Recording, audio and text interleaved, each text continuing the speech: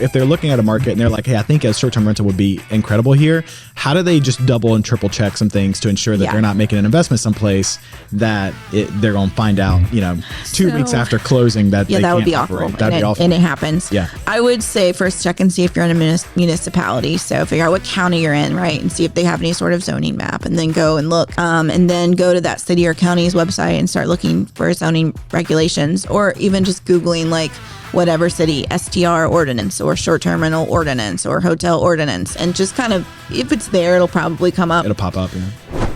Welcome to STR Unlocked, a podcast for driven vacation rental investors looking to gain the freedom that comes with an abundance of time and money. I'm April. And I'm Nathan. Our life is busy with 3 small children, full-time jobs, and not nearly enough coffee. And we're unlocking success with short-term rental investing every single day. Join us in our journey as we learn and grow together. If we can do it, so can you.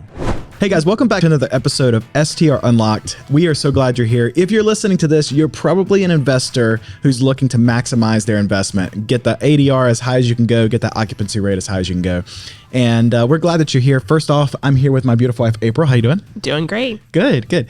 And I'm really excited to share with you guys someone that we just met, Renee Chastain. And she's a property manager here in Greenville, South Carolina, really working with a lot of short-term rentals here. And you got a lot of experience because you've been doing it for quite some time. So Renee, how you doing? Doing good. Thanks for having me. Good. Yeah, I'm really glad. I really appreciate you coming and talking because you've got a lot of insight that we don't have on a place like Greenville. When my wife and I got started, we didn't consider investing here where we live. We love it here.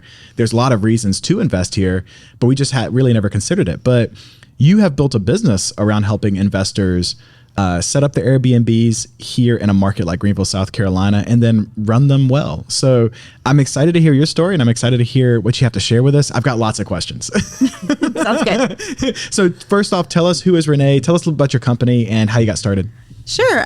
Like you said, I'm Renee Chastain, and I'm the owner of Westbrook Hospitality. We're a local Greenville property management company. I did not think I would be doing this. I think it just kind of fell into Airbnb. I ended up starting out as a linguistics major at North Greenville. Thought I wanted to live overseas and do linguistics work. But ended up, the last place I thought I would live was in Greenville, and that's where I am. And it's been great. So after college, I taught English for a while, and had experienced Airbnb and knew I wanted to have it. So as soon as I bought my first home, had a little Airbnb upstairs and just really fell in love with the process and learning how to make it better. Did that through grad school and paid the mortgage. And after grad school, it was, try to become an English professor or do this entrepreneur thing. And I decided to roll the dice and see where Airbnb took me. And it has been a really wild ride since. So started in 2019. I had met someone named Laura Meeks. She actually does some consulting out of Atlanta with B&B Made Simple. She was a client of mine with some advertising, and she told me that she was a manager. And I said, there can't be any money in that. And she was like, I'm doing fine. So I was thinking about my 1-bedroom rental, and I was like, a percentage of that is nothing. But that's not normal. So they're usually much, much bigger than that. So she kind of encouraged me to start, and I got started the next month in October of 2019. We took on our first management client and have just been kind of going strong ever since then. That's awesome. Yeah, no, that's really cool. So tell us then, how many properties do you manage now? So we have 40 short-term rentals, which is going to be like your traditional 1 to 2 night stay, usually no more than 2 weeks. And we have 15 what I call midterm rentals, also called corporate rentals. That's usually a 30-day minimum, which is one of the ways we get around City of Greenville and some like condo regime rules and things like that. But it's a great niche for people who are building a house, who had like insurance claims on their home, fire, flood, things like that, or travel nurses sometimes as well. Okay, that's awesome. Okay, so I want to get straight to the big topic, which is Greenville, South Carolina, right? A lot of people, kind of the traditional advice that you hear in most of the forums and around most of the groups online around short-term rentals is that it's always a safe bet to go and invest in vacation destination markets, right? Because you've got the industry there supports tourism, supports short-term rentals. They need it actually to keep the economy in that local market going, right? And typically speaking, especially for some of these destinations, your demand is still higher than the supply, although that's changing in a lot of markets right now, but that's typically the case. people seem to be getting more and more interested in shoulder markets, tertiary markets, places where it is growing and there is some demand there. It's just not on the map for most investors in the country. Do you feel like Greenville, South Carolina is a place like that? I absolutely do. I think we're, quickly becoming a tourist kind of the cool weekend small town tourist vibe place, and we don't have the infrastructure to support the amount of people that are coming. Interesting. Okay, so you were sharing with us like when you came in, because there were some things that that I didn't know about Greenville, talking about hotels, talking about the supply that we have here in Greenville. Kind of take us through some of these things that you've learned over the last couple of years that makes Greenville an interesting place to invest. Sure. So let me start with a couple of things. First of all, in 2018 on AirDNA, I'm sure we're probably all familiar. It's a really great website to kind of do some rental research. Greenville was listed as one of the top 100 cities in the United States to own, not do rental arbitrage, but own an Airbnb investment property. The only other city in South Carolina that made it on that list was Pawleys Island. And then the only city in North Carolina that made it on the list was Hendersonville. So Asheville wasn't on there. Charleston wasn't on there. Mm-hmm. They look at investability, so how much the properties cost versus how much you're going to get from it. They also look at different regulations and things like that. We've not been on the list, as recently, but I don't think much has changed since 2018, to be honest. Yeah. So that's kind of the first thing is it's not just me. There have been like huge aggregates that say, hey, this is a place that, people are interested in. So some of the things that make us great, especially before the real estate boom, we just hit national averages for our real estate prices. So even though to us, everything in Greenville is insanely expensive right now, and it jumped an astronomical amount very quickly, that is still just now hitting a point of national average. Right. So for an out-of-state investor, it is still kind of, you're not looking at a $600,000, cabin somewhere, beach house, or $1 million beach house. You're looking at, $250,000 3.2 that you can turn into an income-producing vehicle for you. Yeah. So that's a huge, step in the investability market. As far as demand goes, as I was talking to you earlier, the average daily rate, so ADR, I think we're familiar, for Greenville hotels is the highest in the state of South Carolina. Yeah, and I think that would be surprising to a lot of people. Yes, I was shocked. Because everybody knows Myrtle Beach, South Carolina. Everybody knows Charleston, South Carolina, Hilton Head, South Carolina. These are markets that people are pretty familiar with. Greenville is still pretty new on the national stage. So actually, my cousin, he works with towns on their tourism marketing, and he's the one that told me that, and I was just shocked. And he's in Atlanta, so I'm like, how do you know about Greenville? But yeah, so we have the highest average daily rates in our hotels and that's, I think, sheerly because there's just not a lot of them. If you're familiar at all with Greenville, so several miles outside of the city, our airport is about 20 minutes from downtown.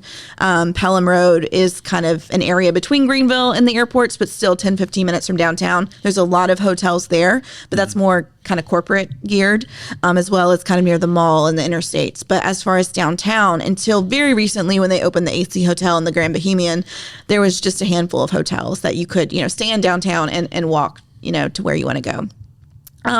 Also just there's obviously demand there, for people to have more stays, but also the type of people that come to Greenville and the reasons that they come to Greenville are usually not to stay in a hotel and just kind of, poke around the city. We get a lot of tourists from cyclists, right, with Hencappy here and people wanting to ride those, those routes through TR in Greenville. We get a lot of people for the state parks who want to come and go hiking. A lot of outdoors people. We also get a lot of, younger couples with no kids and they've got a dog and they really want to bring their dog along. So we have a lot more kind of adventure style, like want to live local type people who are going to shy away from bigger business than like, kind of the boxed environment of a hotel and want something a little bit different, a little bit unique. And then you've also got the huge amount of people that are moving here. So you've got, we're one of the fastest growing metropolitan areas in the country. A lot of people come and want to stay in a neighborhood for a few weeks and see if this is the right place for them to move. We get that a lot, especially in the big rush. They'll be like, we're coming for a week to see if we like it. Or we want to stay in this neighborhood before we decide what area we want to live in. So that is a huge market for us. I have a few more things. We guess keep going. That's fascinating. That's really interesting. Yeah, well, and because I think the point to be made here, or the pin I want to put in that is there are lots of places that's probably on the map. Because I think every investor, let me say this: there's a lot of investors out there who's like, I cannot afford Gatlinburg. Like, I just don't have the capital. I just don't have the down payment. Like, there's no way I can go and I can make an investment there. So the question then becomes, well, where can I go invest and still get the return that I'm wanting to get off of this property? There's a lot of places, I think, in people's backyards often that they don't consider. Because again, I started the podcast by saying like, we didn't consider investing here, and this is our backyard, and it's a great place. We love it here. We're not likely to move away anytime soon. But we didn't consider investing here because, again, our sites were kind of set on vacation destination markets.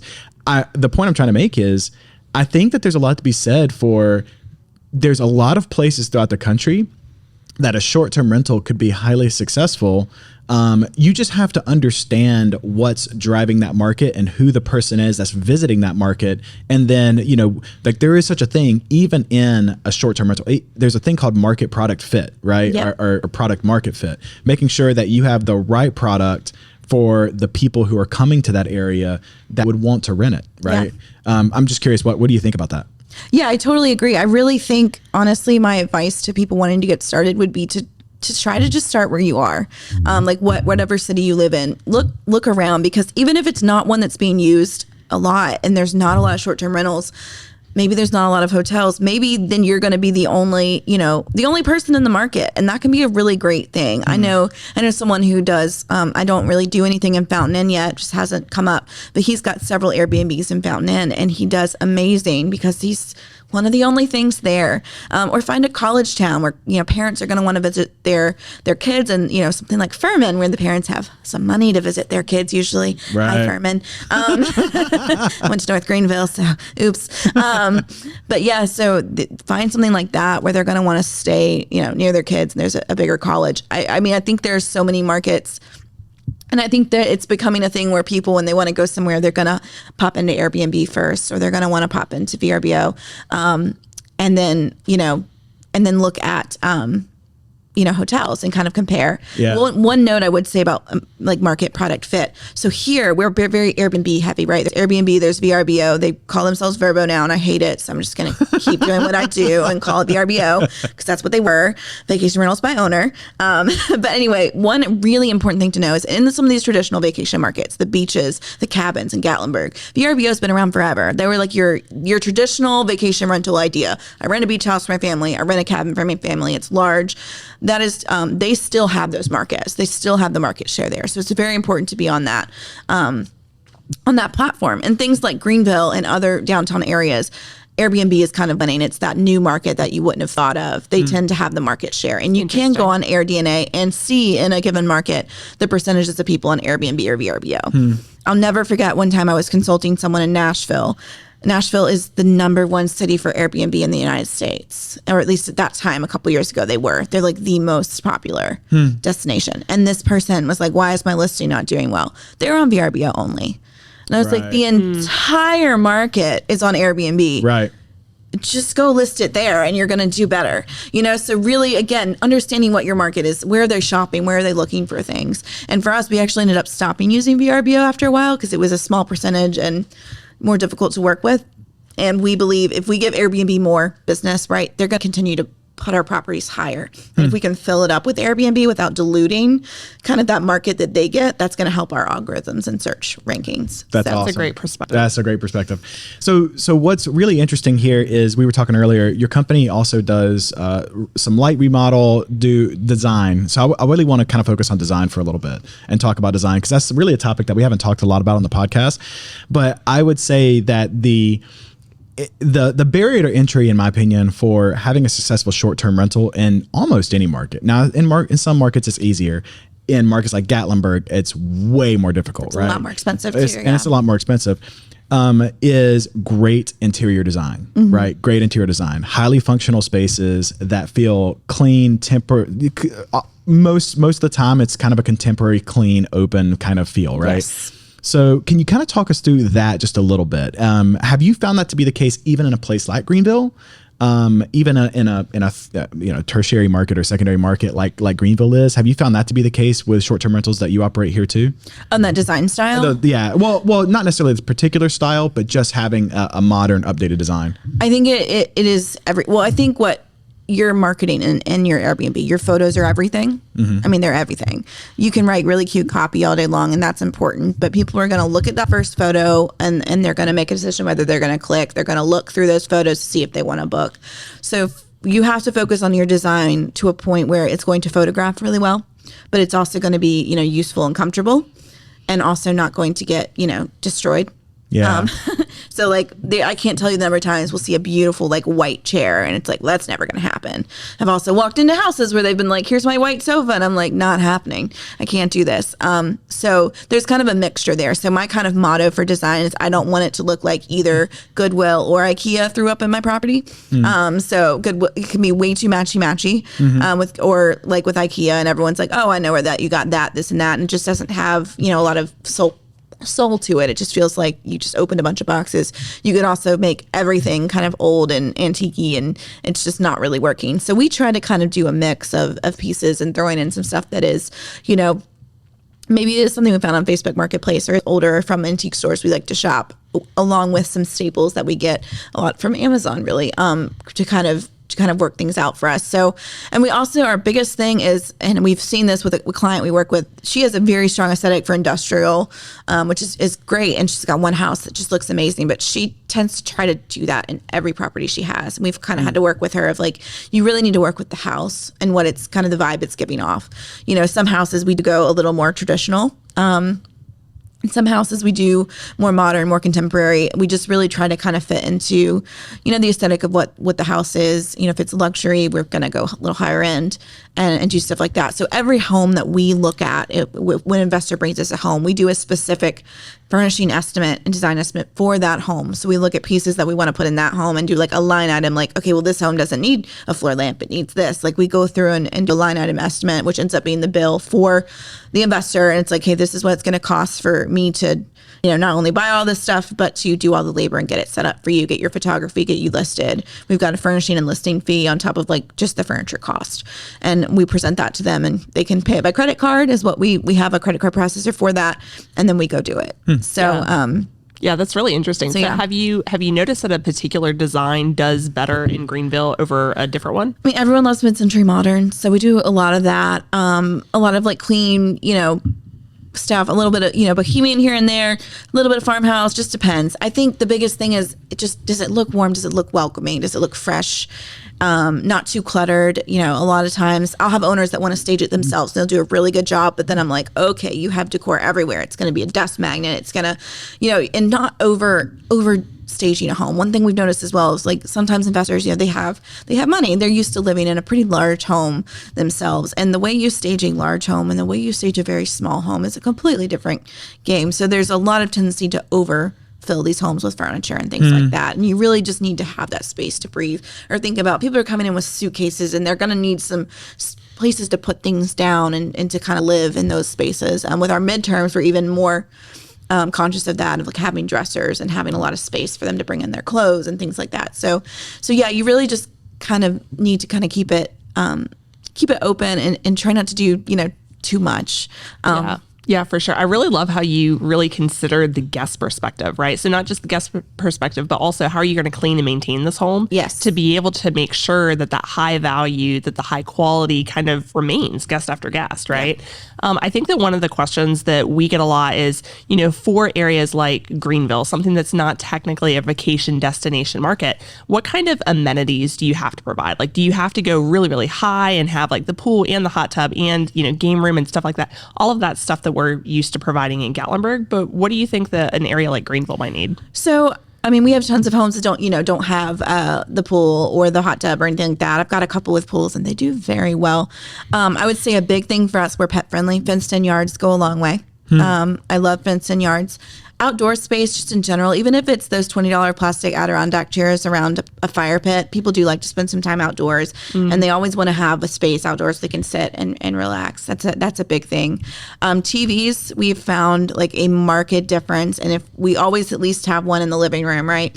And then usually living room and master bedroom. And we actually found a trend in the ones that had one in the living room and not the master bedroom, when kind of some early on some investors like, I want to save a little money, or I'm not a big TV fan. That actually really hurt those listings. So I don't always think every bedroom's necessary. I think it gets a lot. And you also want to think about, what I think about is like, if the TV is on in every room, is it going to go through the walls? So, but usually master bedroom, as well as the living room for TVs. We found is really important, but we just do streaming. They log into their own services. We don't provide cable here. It's usually not necessary unless you're in a luxury home. So those are some things that, from a design perspective we look at, but also just from kind of our brand of houses, I am very particular. I really want our guests to feel loved and wowed. And so I do a lot of little extra things that a lot of hosts don't. So we have really fluffy towels, only cotton linens, and we do quilts. I do not believe in microfiber, especially if you're trying to get hair,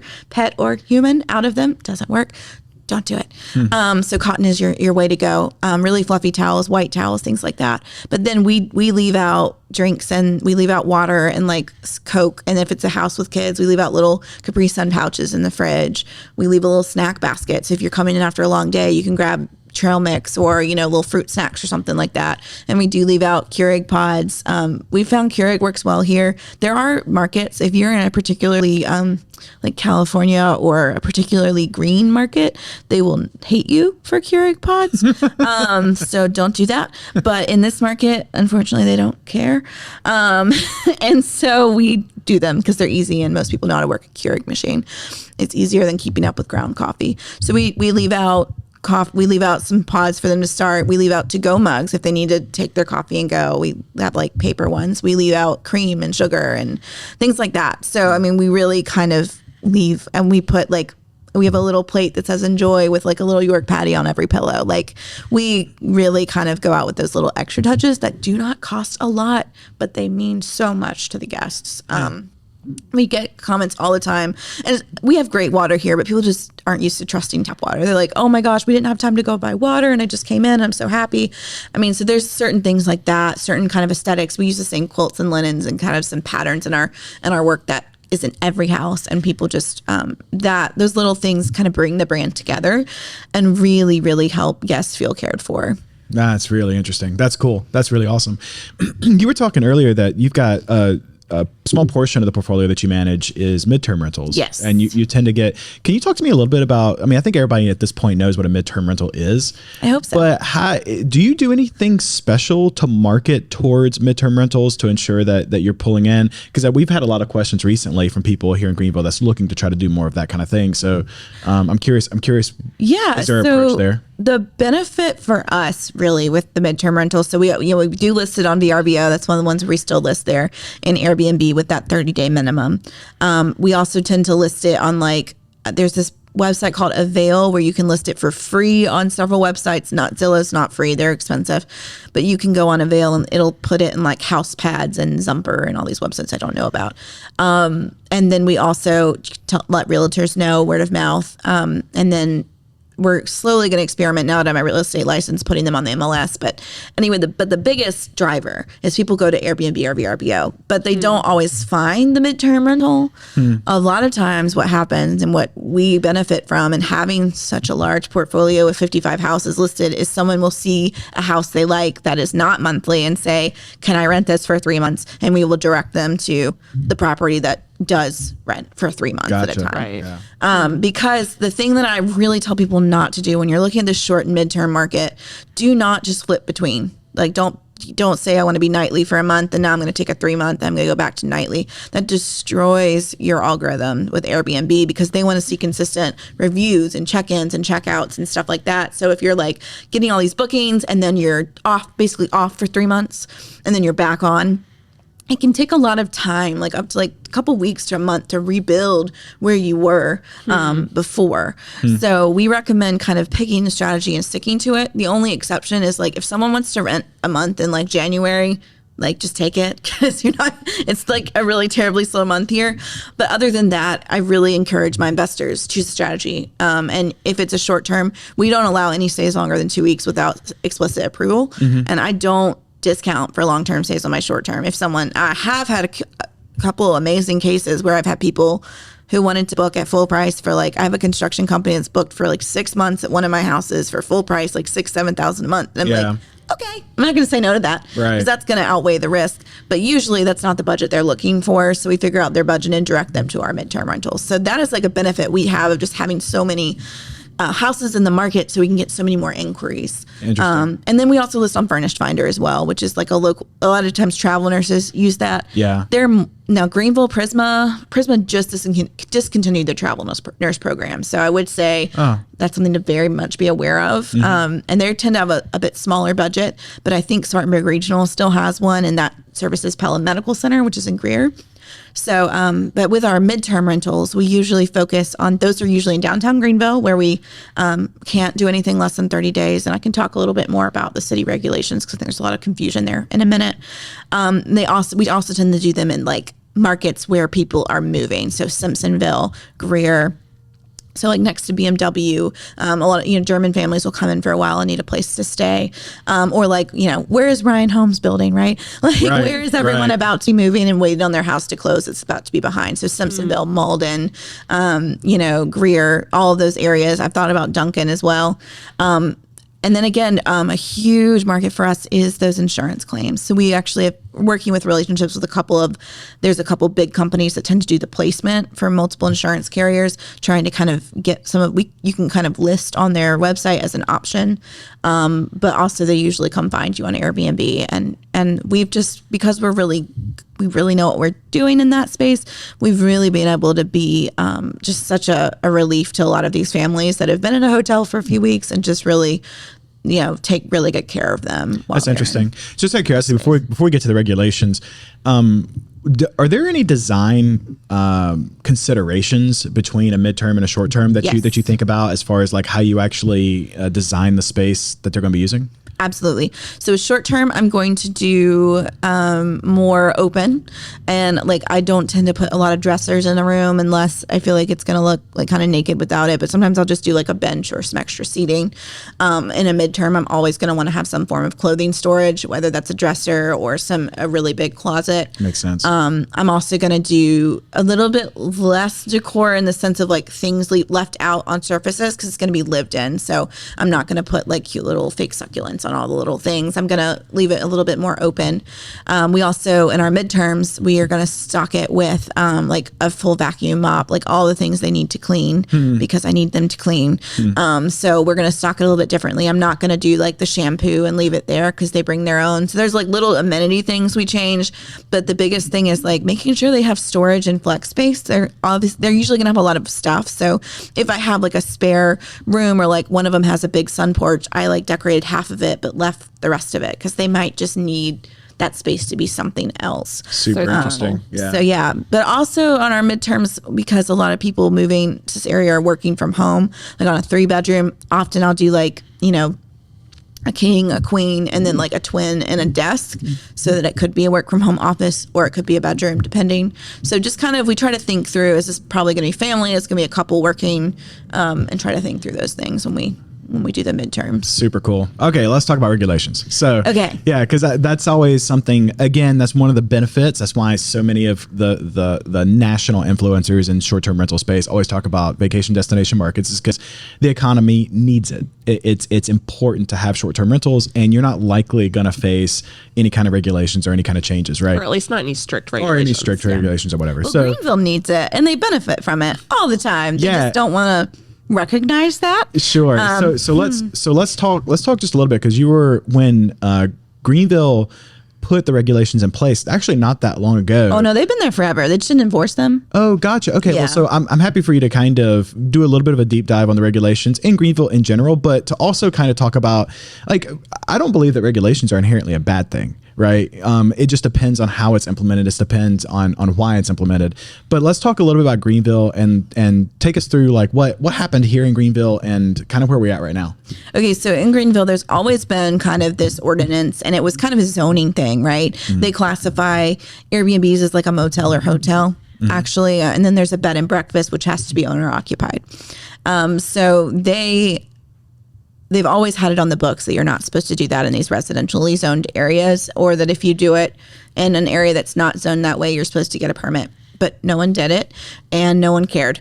So I would tell people, if they had, this was 2019 into 2020, I would tell them, if they were in the city, hey, we rarely get shut down. it is against this ordinance.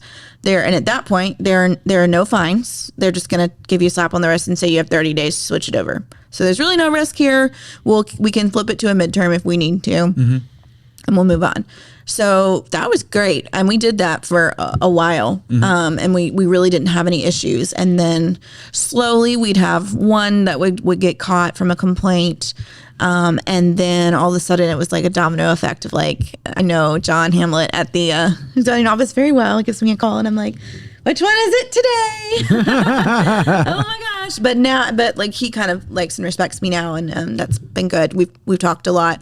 But we don't, we don't take those on anymore at all. Because it is, especially with a newly sold home, they're going to catch it right away. They've got some software that does that. That doesn't mean you can't do it in the city, and I can explain some of that. But what I think is the most important thing for people that are not familiar with Greenville to know is that Greenville city limits are so tiny. They are so tiny. You can be 2 and 3 miles from downtown and not in the city limits. Yeah. So I have a bookmark tab on my computer of the county map that I can just go and type an address, see what my zoning is, and if it's in the city. I have properties that are 3 houses away from the city limits. Sure. Across the street from the city line. I have one that is walkable to Floor Field and not in the city. Oh, that's cool. Crazy. That's Yeah. amazing. So I told the investors, like, we have to buy this. And he's like, I don't know. I'm like, you need to buy this. This is a gold mine. So yeah, it's crazy. So you just really check. So realize there is so much market that is in Greenville County that you can still do this with no issues. Check your HOA though. But most of Greenville County and most of Greenville City is old mill town. We don't have HOAs. We don't have big houses. We have old mill houses and things like that in transitional areas. So if you're not in the suburbs, you're not usually going to have an HOA to worry about. So if you do have an HOA, become an expert at reading those documents to see what we can get away with. But yeah, so in Greenville City though, if you're zoned any sort of residential, multifamily, it's a no. Like unless you're going to live somewhere on the property and you have to get a bed and breakfast permit and you have to serve some sort of breakfast, like leave them out some oatmeal and you're fine. And you have to be there and they will check to see if you're living at that property, and you have to be the owner. I live at a property in the basement and I manage the upstairs, and we were hoping that we would never get caught, but we finally did. Someone new moved in next door, and because I'm not the owner, even though I'm there all the time, they wouldn't let us continue the short term. Gotcha. So we talked about the owner making me like a 1% owner so I could stay, but we ended up just making the upstairs that monthly rental, and I still live downstairs. So you have to be the owner, so you can only do that once, right, in the city. If you're zoned, and I've got an article I'm about to post about this on my website, once I can just get it up there. But if you're zoned OD, which is office district, you can apply for a special exception permit. And I just went through this process with a house on Pettigrew Street. Holy cow, the hate from the neighbors. I was at a community meeting just there as, courtesy because I'm the manager. I mean, I got screamed at, called every name in the book, like just by these terrible people. And then they came to there was a lot of like needing to call order. I was a little afraid to walk out alone after the zoning meeting, but the zoning ruled in our favor to make it a short-term rental. But it sounds like, and from what I've heard, there's going to be some changes in December, because basically everything in office district is like wanting to get approved to do Airbnb. And Greenville's like, oh, I don't know if we want all of our office district stuff to become Airbnbs or not. And the other place it's allowed is going to be your commercial buildings. So that's going to be a lot of your downtown buildings, condos, townhomes, things like that. That's when you really have to pay attention to your HOA. Court Street condos, I know, allows it. 10 Washington Street only allows it on the second floor, not the third. And I think every unit on the second floor but one is an Airbnb, and I manage 2 of them. They can't do it on the third floor. If you were to own an actual building, I have some clients that own, entire downtown buildings. Their upstairs are fine.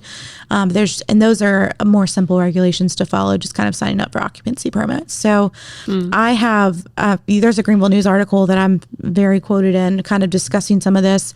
The city of Greenville, I think, needs to kind of lighten up on some of this, in my opinion, do some common sense regulations, make sure there's a manager on site. I've literally kind of drafted some of this up, but I think there's a lot of ways that they could make it beneficial for the city to allow some of this to come our way. And then it's very easy through Airbnb to set up an additional tax you can collect and remit to the city. So it's not super hard for them to start really making a lot of money from this. So, we'll see if they do anything. My money is on no. The city council I just don't think Greenville City is going to allow, they're not very, I'm just going to leave it at that. Yeah, well, and so I think the one of the points I would want to make here, so all that's very interesting for somebody who's specifically looking at the Greenville market. I think one of the points, a broader point from this though, would be how would you suggest for somebody, because if they're looking at, again, a secondary or third market that isn't as well known in most circles, that probably does have some level of regulation, what's the step that somebody who's like, hey, I think it would be a good idea in this market, a good idea in this town or this city, who should they call? How do they start that process of finding out what the regulations are there? I try not to call because you don't want to ever ask permission, because then they might decide they want to make a rule. But first of all, I would say figure out if you're in a municipality, right? Like, are you in a city? Got it. So like in Greenville, and just to clarify, in Greenville City, you can do 30-day minimums anywhere. Yeah. So it's a great midterm. So if you're midterm, you could be in the middle of downtown. You can be in any residential thing. They can't do anything about it. Yeah. So, and that's what I convert mine to. And now you only have 2 weeks, and they really will come after you. So don't risk it. But back to what you were saying. And now I lost my train of thought. No, it's okay. Yeah, no. Where to go? Well, yeah. Who like, what's the process there for if they're looking at a market and they're like, hey, I think a short-term rental would be incredible here. How do they just double and triple check some things to ensure that they're not making an investment someplace that they're going to find out, 2 weeks after closing that they that would can't be operate. awful. That'd be awful. And it happens. Yeah. I would say first check and see if you're in a municipality. So figure out what county you're in, right? And see if they have any sort of zoning map, and then go and look, am I in the county? Am I in the city? And then go to that city or county's website and start looking for zoning regulations, or even just Googling like whatever city STR ordinance or short-term rental ordinance or hotel ordinance, and just kind of, if it's there, it'll probably come up. It'll pop up, yeah. Asking realtors in the area, worst case scenario, you're going to have to call, the zoning office probably. But I wouldn't even say what you're doing. I would just say, I am trying to learn more about the market as an investor. Are there any, rules on what type of rentals you can do, or anything I need to know about registering to be an investor? Like, just kind of ask questions around the question, because so you'll get those they'll tell that you can't, and they won't be able to back it up because they just don't want you to. Right. That happens with HOAs a lot. They'll tell you can't do it, and they'll say it's business activity. But if leasing short term is a business activity, then any leasing is a business activity. And there's like actual court cases that have come down to say that clause in an HOA cannot be used to prevent short term rentals. So what you'll usually see in HOA will be like putting a link on the lease. Mm-hmm. So sometimes, like all the new Ryan townhomes, it's a year minimum, which I hate. But yeah, and you have to like notify the HOA. So you've got to look for like length of lease, and in some of those HOA scenarios. But yeah, so there is definitely a lot to look into. But I would say it's less likely in a smaller town that they would have already kind of thought to have this regulation. Same with old HOAs. It's very unlikely that they would have thought to put anything in there about that. That's all really interesting, because like I've never done a deep dive on regulations like here in Greenville, because we don't invest locally. Yep. But I think what's interesting here though is that your risk tolerance as an investor, you just decide, right? Yeah. Like if you don't want to deal with all that, if you're like, man, that sounds like a gigantic headache, like don't do it. Like go someplace that that it's going to be supported. You're not going to have any issues. You don't have to. You don't have to worry that you're going to have neighbors pitchforking out front, on their property and trying to scare off the guests that you have, because like all those things are very real. They can happen, right? And if there is a neighbor, I do, if I'm in a neighborhood really close, I do try to meet the neighbors if I can and give them my number of like, this is a 24/7 line.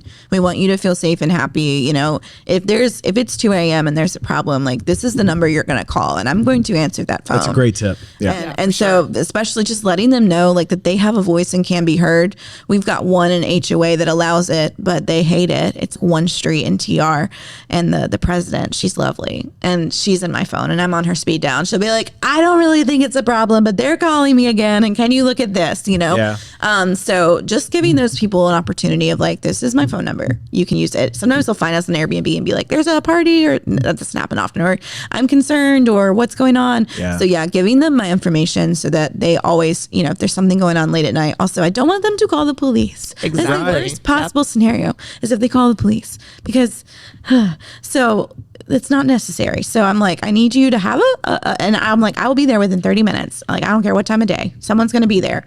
So getting them, like, when they feel heard and they feel like they've got that outlet, it really goes a long way. That's awesome. And that's an amazing tip, right? The flip side is you might be the investor who says it's not worth it, and they just go and they invest somewhere else, which is totally okay. And that's 100% you should if you don't want to deal with it. The flip side of that, though, is that usually if there's a little bit of regulation, if you can figure out how to navigate the regulation, it does present some opportunity. Yes. Right? Because the flip side of that is if no one wants to do it. Nobody wants to do it, right? That's what I'm learning with Malden. So Malden, I thought used to be like a no-go zone. Just for everybody's clear, so Malden is just a community outside of Greenville, South Carolina. It is. Yeah. And it's one that a lot of people are moving to. So I used to think of it more midterm, but I think they've made the regulations a little easier. They're not incredibly unmanageable now. And I'm like wondering if that is one of those areas where there's not, as we look at some saturation in Greenville, because there's a couple hoops, maybe Malden is becoming, you know, an emerging market. Sure. And then Travelers Rest, which is kind of a small town north of us that's very cute and like mountainy, and it's about 15, 20 minutes from Greenville. They used to have a no nonsense, zero in the city limits policy, and they enforced it like crazy. And they actually changed and added a regulation that I think makes a lot of sense. And now you can get a permit and do it within the city of TR. So I'm hoping Greenville follows suit, but again, the hope is very low on that from everyone I've spoken to. Right. I mean, you know, and I want to say, like, regulation inherently isn't a bad thing. It's to protect people, and that's not a bad thing, right? Common sense regulation requiring a property manager nearby that can respond, so you don't have some person in 100%. California that can't do anything. Absolutely. You know, making sure you've got like carbon monoxide detectors and fire alarms and your windows work. Yeah, things that keep people safe. Catastrophic going to happen. Or even like you don't want an entire neighborhood to be Airbnbs, so maybe regulating the amount in a certain area. Sure. But being able to have a quick process to let someone know, you know, before they make an offer. I think there's a lot of things that can be good and to incentivize good hosting techniques. But the thing is, like, good hosts don't allow neighborhoods don't allow for party houses. They don't allow for messes. Yeah, I've had 3 and thousands of stays happen, and they were dealt with like immediately. But you know, eventually it can happen For sure. But it's not going to be a repeat thing. You know, if you're a good host and you know what you're doing. And so like, even like a 3 strikes, you're out. Like if you get 3 police calls to your property, I could see revoking your license, because if that's happening, or you're having huge parties, and you know, I'm all for that. I'm all for encouraging responsible hosting. But I think there is some, you know, I've heard like reverse eminent domain, like potential constitutional, you know, arguments for why cities should not be able to do this. But who has the money and time to go fight it? Greenville, we could probably win in Greenville. It would cost us like $100,000. I mean, I got to pull a lot of people before I can spend, you know, $100,000 in the next 5 years in a lawsuit with the city. Sure. But I do think that there's some constitutional issues with kind of telling people that you can't rent a property for less than 30 days. Anyway. Yeah. Well, that's cool. But yeah. Well, so this conversation was awesome. Like I learned a lot. Yeah, absolutely. I learned a lot, and I can't tell you how much I appreciate you being here. If somebody's interested, if they have a question about something that you said, or they're interested in getting more information, tell everybody how they can find you. So you can find like our management website is westbrookhospitality.com. There's no E at the end of Brook. So westbrookhospitality.com. And then we just launched our brand new direct booking website. If you just want to see some of our properties, see our design, that could be a great place to kind of go and see kind of some of the things I'm describing as far as design goes. That is bookgreenville.com. So we're really excited about that. Awesome. Renee, I can't tell you how much we appreciate it. Yeah, it was super great coming on. Thank you so much. Guys, hopefully, as always, you've been able to pull a few things out of this conversation to help you in your journey of investing with short-term rentals. Feel free to reach out to Renee. If you have a question about something that she said, particularly when it applies to the Greenville market, feel free to reach out to her. I'm sure that she can help show you the way. So guys, thanks. This was a great conversation. Yeah, thank you guys so much for having me. Yeah, for sure. I hope you guys have a great day, a great week, and a great month. I'll see you next time. Bye. Bye. Hey everyone, thanks for listening. Hopefully this was really helpful to you in your journey of building a business. If you liked what you heard, please click subscribe and go to iTunes and give us a rating. That helps us out tremendously when we're producing Hopefully content of huge value to you. I can't tell you how much I appreciate it, and I hope that you have an amazing week. Go out there and crush it. I'll see you soon.